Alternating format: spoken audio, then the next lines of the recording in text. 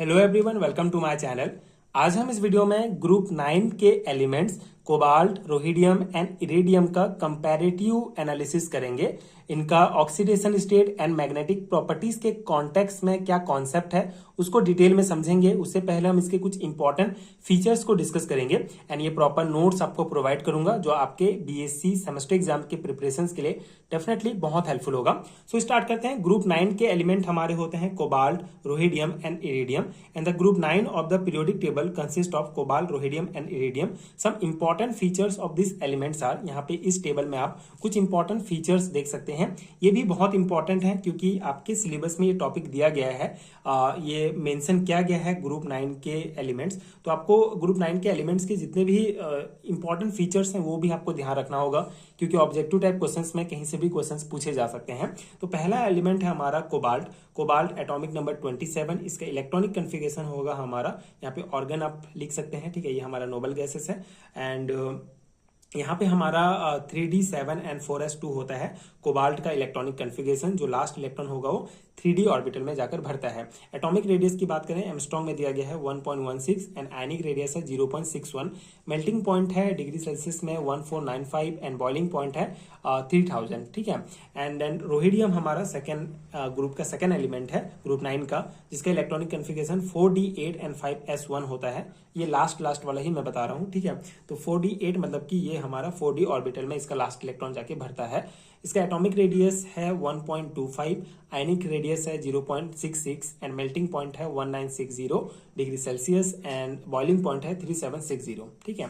Third element है हमारा iridium, जिसका electronic configuration 4f14 and 5d9 होता है, ये आप याद रखेंगे। एटॉमिक रेडियस है 1.26, आयनिक रेडियस है 0.68, मेल्टिंग पॉइंट है 2443 एंड बॉइलिंग पॉइंट है 4550, ठीक है। तो ये हमारा कुछ बेसिक इंपॉर्टेंट फीचर्स हैं इन एलिमेंट्स का जो आपको ध्यान रखना होगा। अब हम इसके ऑक्सीडेशन स्टेट के बारे में समझते हैं कि क्या कॉन्सेप्ट है, क्या क्या पॉइंट दिए गए हैं। तो पहला पॉइंट है हमारा रोहिडियम जिसका ऑक्सीडेशन स्टेट 6 है एंड इरिडियम जिसका ऑक्सीडेशन स्टेट 6 है, मतलब 6 ऑक्सीडेशन स्टेट के बारे में हम बात कर रहे हैं। Rhodium and iridium occur in RHF6 and IRF6 which are obtained by the direct reaction of the metal with fluorine.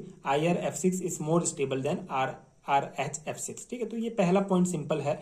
अगर हम 6 ऑक्सीडेशन स्टेट की बात करें रोहिडियम और इरिडियम का, तो ये हमको जो है RHF6 एंड IRF6 से प्राप्त होता है, जो हमको प्राप्त होता है डायरेक्टली रिएक्शन से, ठीक है। मेटल्स जो है वो डायरेक्टली फ्लोरीन से रिएक्ट करते हैं और ये कंपाउंड हमको प्राप्त होता है, ठीक है।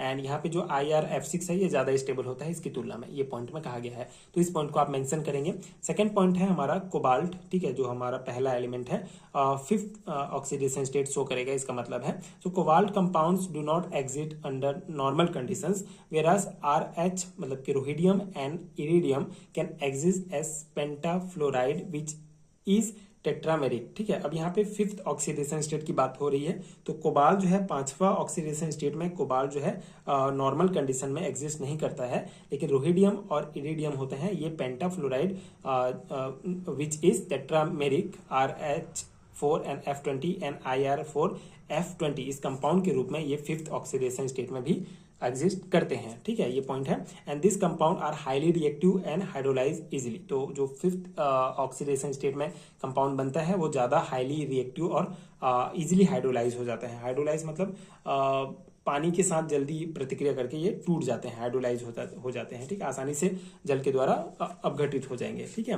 तो ये ऑक्सीडेशन स्टेट का 2 पॉइंट हो गया। कुछ और पॉइंट जैसे due to small ionic size of the element give the variety of complexes, the known complexes of RH and IR5 oxidation state are CSRHF6 and CS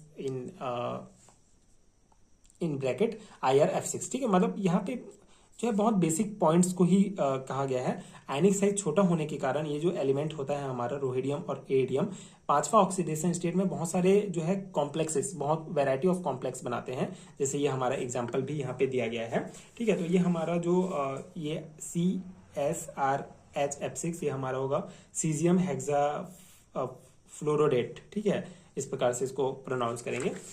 तो ये कैसे बनता है हमारा, ये डायरेक्ट रिएक्शन से बनेगा हमारा RHF5 जो है CSF से रिएक्ट करके ये हमारा ये कंपाउंड बनाता है इस प्रकार से, ठीक है। तो ये बस सिंपल से ये आप ध्यान रखेंगे। अब ये टेबल इंपॉर्टेंट है। अब ऑक्सीडेशन स्टेट और स्टीरियोकेमिस्ट्री आपको रोहिडियम और इरिडियम का इस टेबल में देखने को मिलेगा।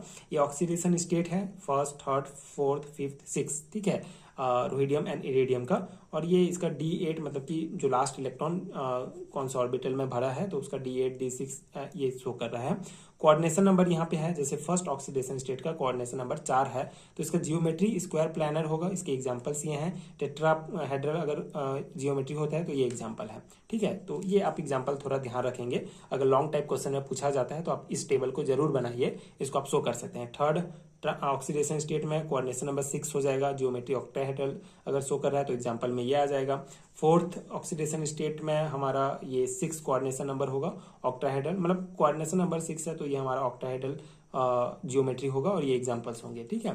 तो ये हमारा एक इंपॉर्टेंट टेबल है जो रोहिडियम और इरिडियम का जो हमारा ऑक्सीडेशन स्टेट है और उसका जो स्टीरियोकेमिस्ट्री है उसको शो करता है, ठीक है। तो इतना पॉइंट हो गया हमारा ऑक्सीडेशन स्टेट में। अब हम मैग्नेटिक प्रॉपर्टीज की अगर हम बात करें तो यहाँ पे इससे भी कुछ इंपॉर्टेंट पॉइंट्स हैं जिसको हम डिस्कस करते हैं।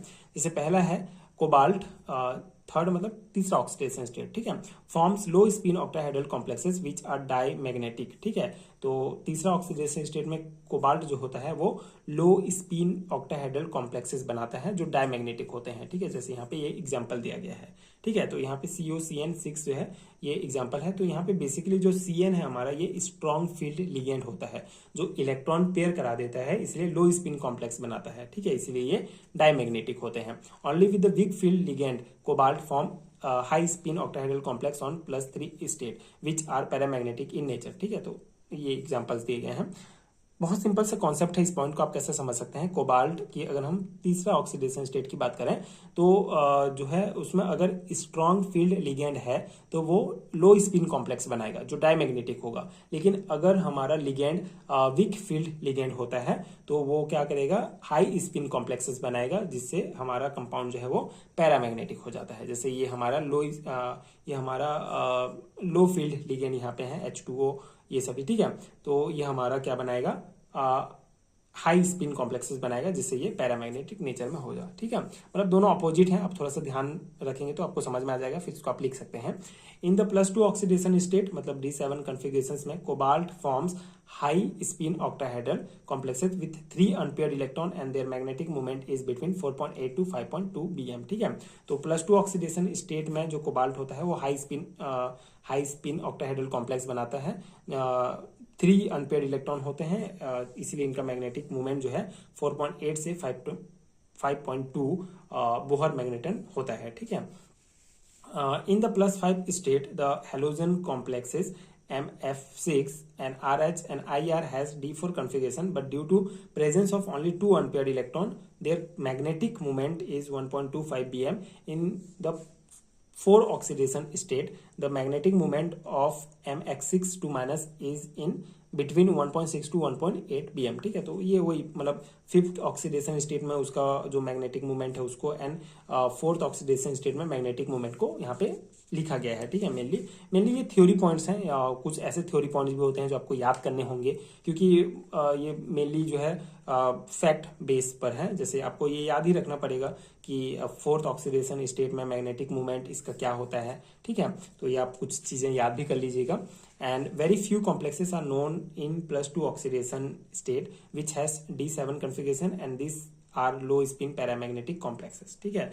तो बहुत ही कम ऐसे कॉम्प्लेक्सेस जो है +2 ऑक्सीडेशन स्टेट के हमको पता है जो 7 कॉन्फ़िगरेशंस में जो है लो स्पिन पैरामैग्नेटिक कॉम्प्लेक्स बनाते हैं, जैसे ये हमारा एक एग्जांपल है, ठीक है। तो इस प्रकार से हमारा जो ग्रुप 9 के एलिमेंट्स हैं उनका ऑक्सीडेशन स्टेट और मैग्नेटिक प्रॉपर्टीज कवर हो जाता है। आई नो थोड़ा सा कॉम्प्लिकेटेड है, थोड़ा बहुत सारे फैक्ट्स हैं और कॉन्सेप्ट थोड़ा सा इस प्रकार से है बट इंपॉर्टेंट है। आप 2-3 पॉइंट भी अगर अच्छे से समझ जाएंगे तो उसको आप इजीली जो है एग्जाम में लिख सकते हैं। तो ये था ग्रुप 9 के एलिमेंट्स का कंपैरेटिव एनालिसिस। आई होप कि मैं आपको समझा पाया, मतलब जितना बेसिक मुझे समझ में आया मैंने ट्राई किया कि आपको समझा पाऊं। एंड ये प्रॉपर नोट्स मैं आपको प्रोवाइड कर रहा हूँ, इसको आप डायरेक्टली अपने एग्जाम में लिख सकते हैं, डेफिनेटली आपको अच्छा मार्क्स मिलेगा।